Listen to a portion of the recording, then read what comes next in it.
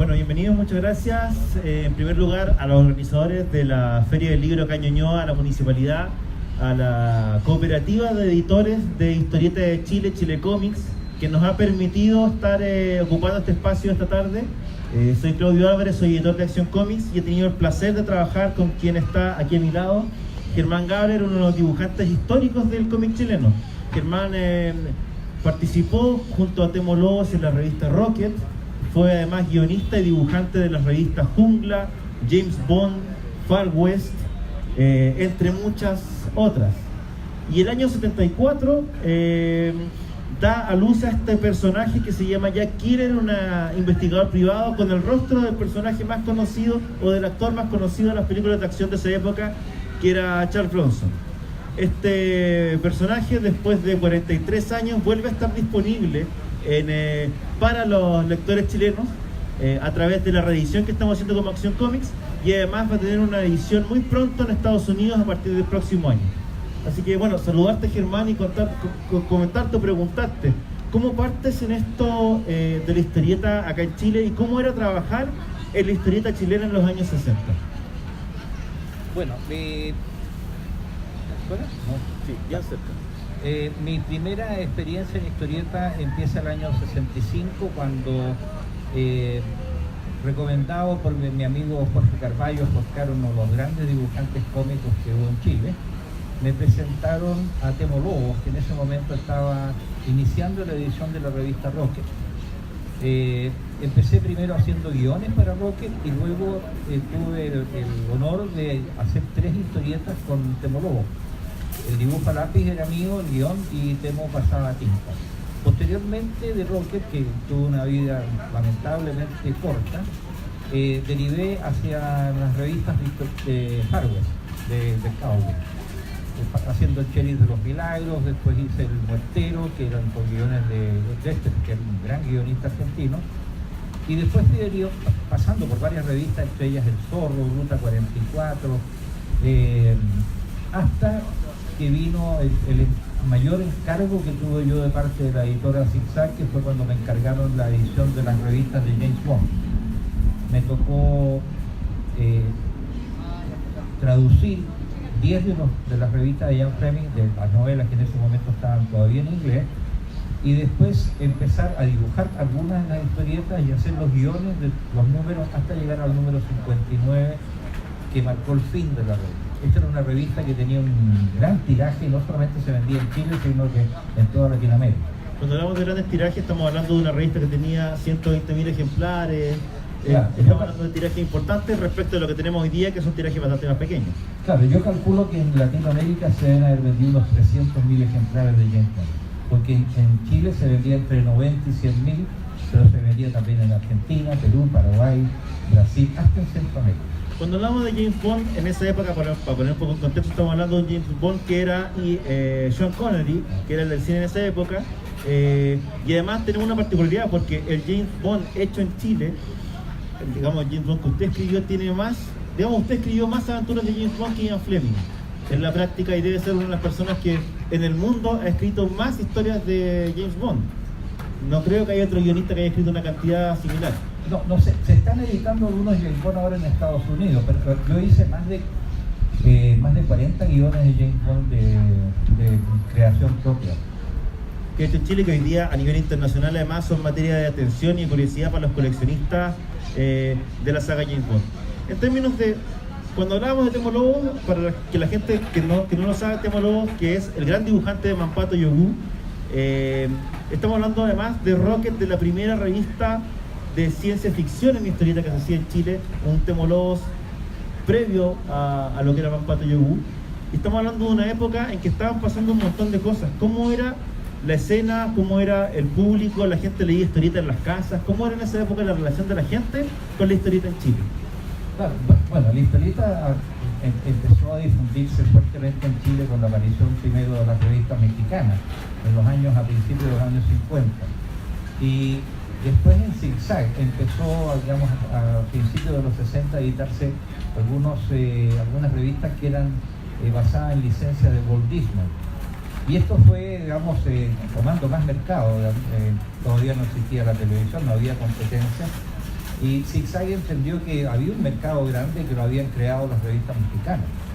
Y por lo tanto empezaron a editar un número bastante, cada vez más creciente de revistas. Yo calculo que habían unas 20 o 25 publicaciones distintas.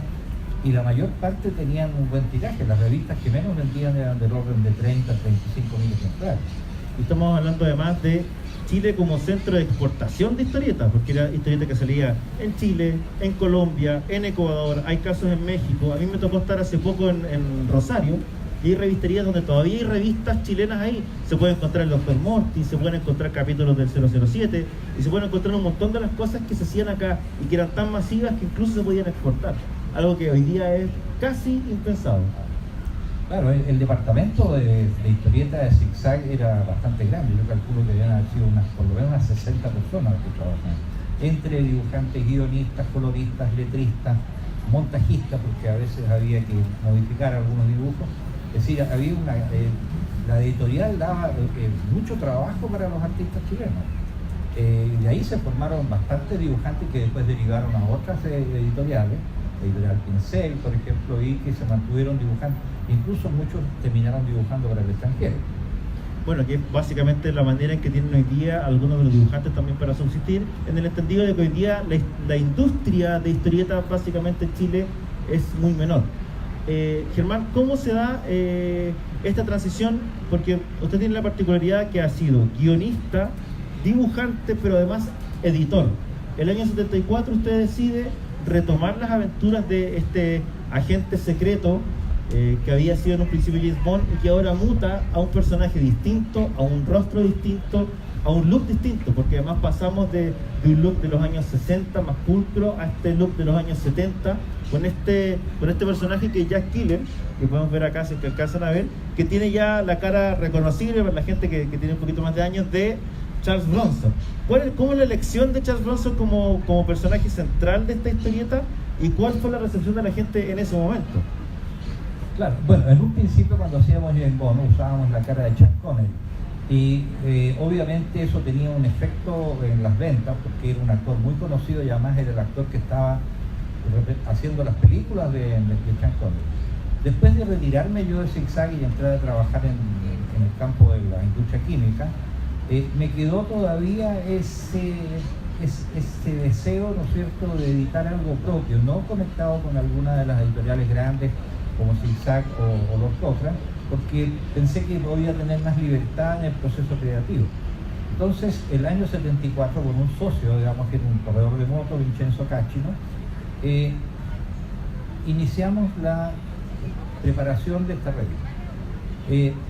Estaba buscando, digamos, la cara. La idea era usar, bueno, algo similar a lo que había hecho yo con James Bond en cuanto a los guiones y las historias, y tenía que definir el personaje.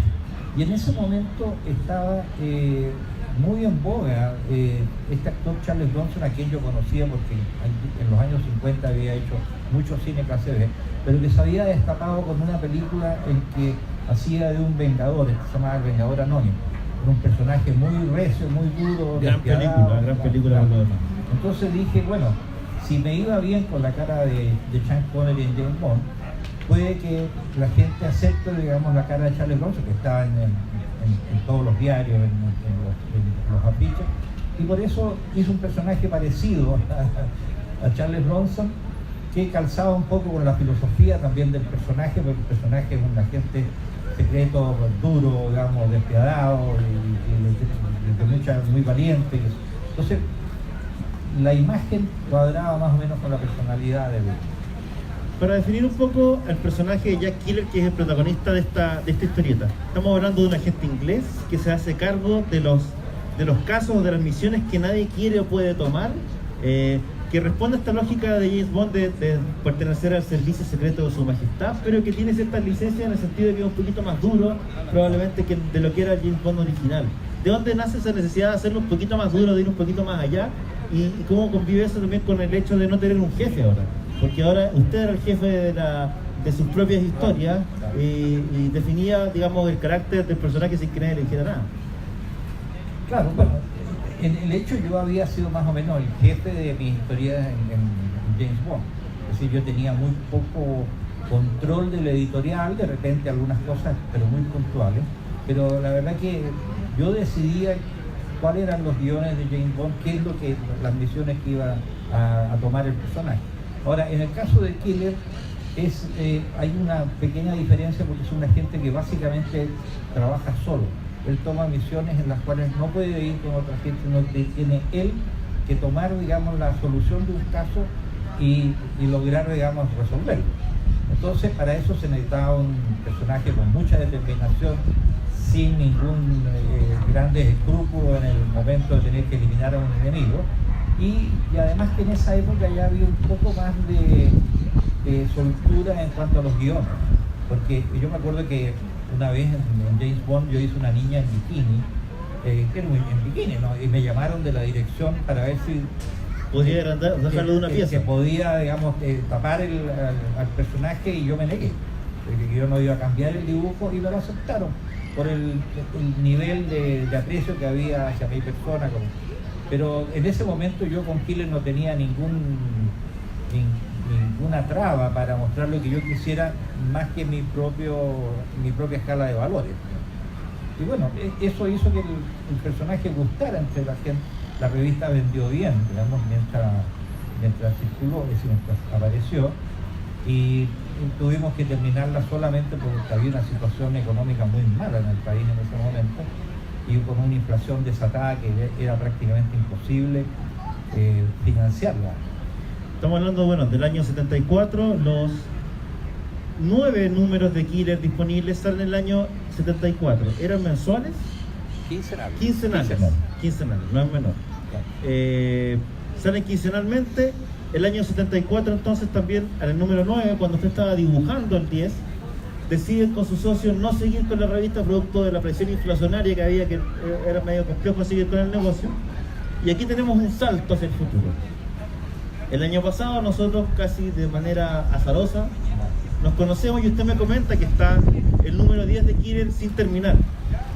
Decidimos en ese momento con Germán terminar el número 10 de Killer y publicarlo. El año pasado salió una revista que se llama Killer Inédito, que marca el retorno de Killer, el retorno de Germán también al dibujo.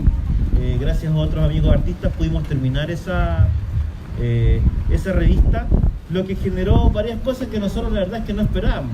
Como decíamos varias veces, esto fue casi una humorada, pero la humorada de cierta manera tuvo repercusión.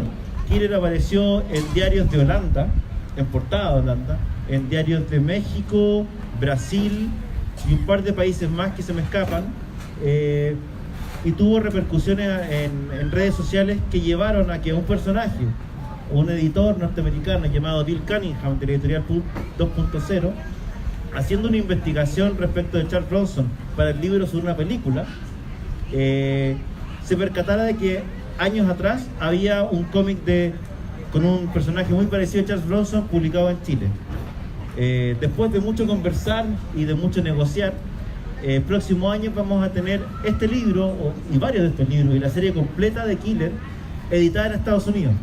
Lo más probable es que sea el primer cómic clásico chileno que llega a un mercado como el norteamericano tan competitivo, y es un logro que no tiene Mortis, que no tiene Jungla, que no tiene los grandes títulos probablemente de la oro. ¿Cómo recibe usted este como segundo aliento que tiene Killer después de tanto tiempo? Estamos hablando, el próximo año se cumplen 45 años de la publicación de Killer. Claro, bueno, realmente me siento orgulloso de que una editorial norteamericana se haya fijado en mi personaje y que, bueno, vaya a hacer la inversión que significa restaurar las páginas, traducir los guiones y, bueno, y tratar de colocarlo en el mercado angloparlante. Están comprados los derechos para Estados Unidos, Canadá, Australia, Nueva Zelanda y Reino Unido. Bueno, el personaje está intacto, es el autor el que ha envejecido. Pero bueno, están estas 10 aventuras de Killer que van a ser publicadas en Estados Unidos, y existen bastantes más aventuras que, en el caso de que sea necesario, pueden, digamos, volver a hacer revivir el personaje, nuevas aventuras. Así que yo realmente estoy muy satisfecho porque, bueno, yo abandoné la profesión de dibujo aproximadamente el año 76, para dedicarme a trabajar en la industria química, que es mi otra profesión. Y me había un poco olvidado del dibujo, estaba haciendo algunos dibujos en mi casa, pero nada relacionado con la historia. Y bueno, nuevamente ahora yo estoy jubilado, ¿no es cierto? Y es el momento de retomar el lápiz, retomar los pinceles y empezar en nuevas aventuras relacionadas con el cómic, no solamente con Killer, sino con otros personajes que creé yo en esos años y que también van a ser reeditados en forma, digamos, en el futuro. Bueno, la verdad es que sí, Bill Cunningham, que es el editor que va a editar en Estados Unidos esta colección, está muy entusiasmado. Ahí está la posibilidad de lo que quiere él es transformar y rescatar a Killer nuevamente, ponerlo incluso de lado de las series de televisión. Está súper entusiasmado, está enamorado del personaje. Lo que estamos haciendo acá en Chile como Acción Comics es editar estos tomos que son cada uno con 2 aventuras de Killer. Este es el primero. El trabajo que ha significado esto es más o menos grande. Germán tiene un montón de material de originales de Killer, pero a partir del capítulo 4 o 5. Desafortunadamente los primeros 4 capítulos, las páginas originales desaparecieron. Por lo tanto, lo que tuvimos que hacer nosotros, lo que tuvo que hacer el diseñador Gabriel Aiker, que es especialista en esto, que trabajaba en libros de Temo Lobo, Rufino y otros, fue tomar las revistas originales, escanearlas y restaurarlas. Eso implicó hacer una restauración que muchas veces implicaba redibujar algunos detalles, sacar el color, hacer varias pruebas. Nos demoramos un montón, la verdad, porque al principio pensábamos que iba a ser mucho más fácil. La experiencia con el Killer inédito había sido una experiencia que habíamos hecho con páginas originales escaneadas, por lo tanto el retoque era mínimo. En este caso hubo que hacer, sobre todo en las 2 primeras revistas, son revistas de 74, hubo que hacer una cirugía mayor, pero el resultado, digamos, nos permite no solamente tener este libro que nos tiene súper contentos con la calidad que logramos, sino que además tener un material que está en súper buena calidad para el mercado norteamericano también y los mercados que vengan. Estamos abiertos acá a que si quieren publicar en otra parte, en Francia o en Latinoamérica, ojalá se siga difundiendo. La idea nuestra como Acción Comics es sacar estos tomos y cada uno incluye 2 aventuras y obviamente sacar 5 para completar la colección completa de Killer y traer a Killer en propiedad ya de vuelta a las librerías y a los lectores. Hay un montón de cómics chilenos que se hizo. Chile tiene un tesoro comiquero importante, una tradición de historieta muy importante, y por lo menos desde el punto de vista mío me parece excelente que se esté rescatando esa tradición y esa historia. Hoy día podemos ver en el stand de Planeta que está rescatado el Mampato de Oscar Vega, por ejemplo, lo que va a hacer Germán también con Moisés Jason, me parece sumamente valioso, y así como antes hizo Miguel Ferrada rescatando Mortis, me parece que es valioso que no nos olvidemos de lo que se hizo antes, porque hay un montón de historias por descubrir, hay un montón de historias por contar, no solamente las historias nuevas que estamos haciendo tanto en la editorial como en otras editoriales, sino también rescatar lo que ya tenemos, lo clásico, que tiene un valor, que es súper entretenido porque hay un tesoro que es chileno, que es nuestro y que vale la pena que las nuevas generaciones conozcan. ¿Cómo recibes tú, Germán, esta posibilidad de que la gente hoy día esté mirando también un poco más hacia atrás y rescatando lo que hicieron ustedes? Probablemente, lo hemos comentado varias veces, cuando ustedes trabajaban en Zigzag o cuando hacían su trabajo de historieta en la época de oro del cómic chileno, tenían poca referencia respecto de lo que opinaba la gente, porque la relación con el fan, como hoy día se da en convenciones, y eso prácticamente no existía. Claro, no había internet. Nunca supe yo que alguien haya mandado una carta a la editorial felicitando no solamente a mí, sino que a los otros dibujantes por las historietas. Es decir, no teníamos ningún feedback. El feedback que teníamos era si la revista vendía o no. Si vendía, quería decir, bueno, que el público la apreciaba, y realmente todas las revistas se vendían. A mí me tomaba por sorpresa he estado en varias ferias en el último tiempo, como se ha acercado alguna gente que leyó algunas de las cosas mías a felicitarme, y muy contentos de encontrarse, digamos, con la persona que ellos no conocían solamente una firma, digamos, de una persona prácticamente anónima, y que le había significado algunos momentos de entretención mientras leían las historietas que nosotros íbamos creando. Te mando 2 cosas acá. Tú tomas la cara de Charles Bronson para transformarlo en este detective durísimo que resuelve los casos que nadie puede resolver. Si tuvieras que elegir un actor de hoy, tú eras en la misma situación de crear este detective duro que tiene que resolver, ¿a qué actor elegirías? Bueno, sí. Unos 15 años atrás o 20 años atrás hoy he elegido a Bruce Willis. ¿Y hoy? La verdad que no. tal vez un actor inglés que acaba de, se llama, pero no me acuerdo el nombre, un actor, pero no, en este momento se me escapa el nombre. Tom Hardy. Ah, Tom Hardy, perfecto, no, bien. Muy bien elegido. Gran actor, no muy, es decir, es conocido en Inglaterra. No, Tom Hardy es conocido, el actor que acaban de nombrar Sir. Perfecto. Bueno, y es un rudo. ¿Y qué te parece? ¿Y el James Bond no te hace clic como para Killer? No. ¿No te gusta el James Bond? No. Yo preferiría a Tom Hardy. Mira. Muy buena elección. Y lo otro que quería preguntarte, ¿qué te gustaría que pasara con Killer? Así soñando, ¿qué sería lo máximo que puede pasar con el personaje? Que tuviera historietas nuevas, que llegara a ser una película, que llegaran a ser una serie. Bueno, el ideal para mí sería que se hiciera alguna película de Killer. Bueno, me imagino que será no un cine, digamos, clase A o un blockbuster, pero una película bien hecha, aprovechando que hay un actor que es muy parecido a Charles Bronson. Que le mandamos un saludo, que se llama Robert Bronson, que ya nos han contactado desde el extranjero, un actor que está haciendo películas de clase B de acción, que es igual a Charles Bronson. Algunos dicen que Pedro Pascal se parece mucho también. Pedro Pascal, ¿quién es? ¿Sí? Pedro Pascal, sí. Había un Charles Bronson chileno. Así es. Bueno, yo no sé si alguien quiere preguntar algo, aprovechando que está Germán acá, yo dejo abierto la palabra por si alguien quiere hacer alguna consulta. Si no, de todas maneras, como está en el stand de Chile Comics allá, firmando el nuevo libro de Killer, y además viene con una lámina autografía por Germán que es exclusiva. Ahí el señor de la primera fila. Sí. Palo Blanco. Nosotros te escuchamos, amigo Palo Blanco.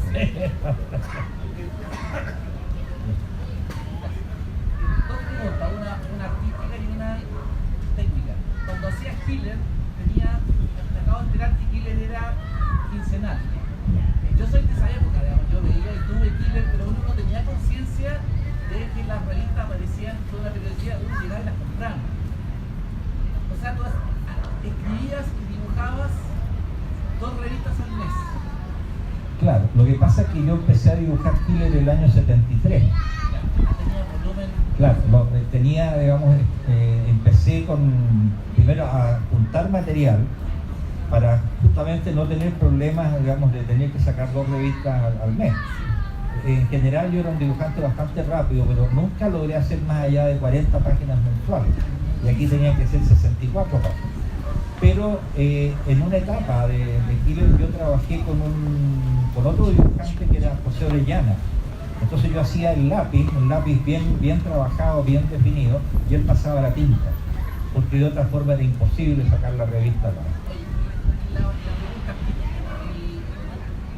hiciste 10 guiones, ¿cuántos? 10 guiones de Killer. ¿Y cuántos de James Bond?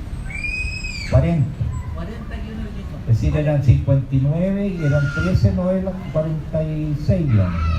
¿Cuál es el proceso para hacer toda esa historia? Porque hay que construir una historia, la cosa tiene que ser interesante, ¿no es cierto? ¿Cuál es el proceso para sentarse y escribir un guión y que la cosa resulte?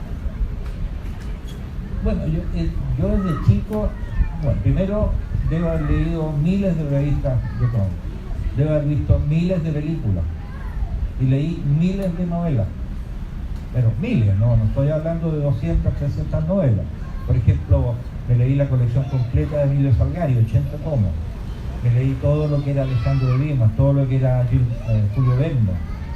Novelas de cowboy leía, pero por toneladas, novelas de guerra, del FBI, de CIA. Yo tenía un hermano mayor que yo, 4 años, y él era un lector incansable. Es decir, no solamente leíamos cómics, sino que leíamos libros. Entonces, todo esto se va formando una especie de cóctel en la cabeza, y uno tiene, digamos, ciertos compartimentos con aventuras de un tipo, aventuras de otro, y uno va reestructurando los guiones. Hay una técnica, obviamente, pero las ideas uno va tomando un poquito de acá, otro poco, lo mezcla con esto y le agrega cosas nuevas.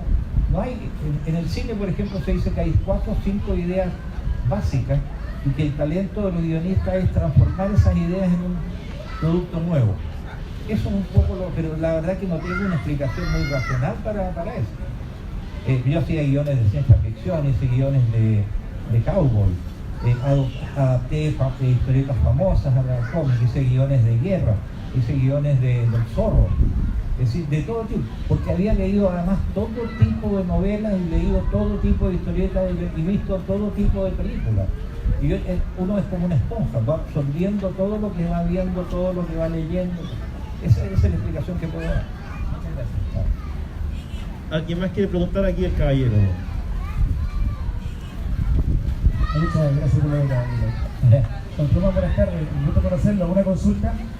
¿Cuánta influencia de dibujo, algún dibujante que usted le llama la atención, o algún pintor, alguna influencia que haya tenido en cuanto a lo que dibujo, pintura? En general, la influencia mía viene de los grandes dibujantes norteamericanos, por ejemplo, Alex Raymond, Dan Barry, John Carlos Murphy, Stan Drake, y algo de el dibujante Juan el Intrépido.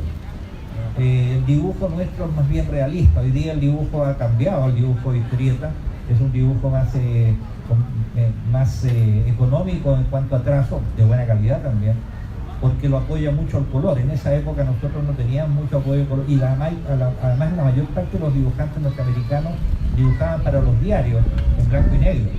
Entonces el dibujo tenía que ser bien terminado y con bastante claroscuro, digamos, negros, tramados. Hoy día todo se hace con el color, se hace un dibujo, un trazo externo, y lo hacen, la labor del colorista es muy importante y los resultados son muy buenos. Pero esas son las influencias, básicamente el dibujo norteamericano.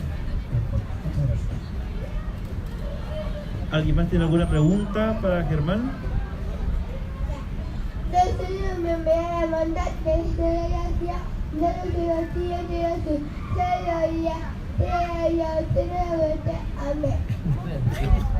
Muchas gracias.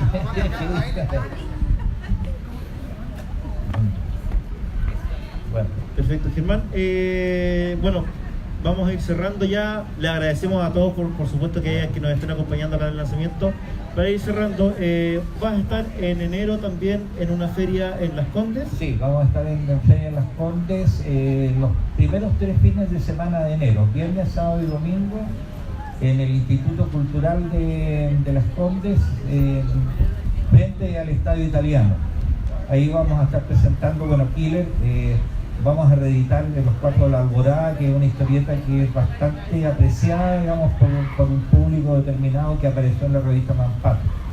Y otras cosas que tenemos, algunos originales que tengo a la venta, porque tengo cualquier cantidad de originales de la época, porque dibujábamos cantidad industrial. Así que los invito, porque es una feria que además van varios otros dibujantes, varias otras editoriales, y es muy importante, digamos, en cuanto a ciencia ficción, porque hay maquinaria especial, y es una bonita feria. Bueno, yo los invito obviamente a que nos acompañen acá en el stand de Chile Comics. Estamos con este nuevo libro, la reedición de las 2 primeras aventuras de Killer, que van a estar también reeditadas a partir del próximo año en Estados Unidos, para que aprovechen de conocer a Germán, conversen con él, se lleven su libro firmado, pero por sobre todo para que sigan leyendo historieta, esta y toda la que se está haciendo. Muchas gracias a todos por estar acá. Gracias. Un fuerte aplauso para despedir la presentación Killer, el regreso del cómic chileno. Ellos estarán firmando su libro en el stand de Chile Comics, que está por el pasillo de calle Manuel de Salas.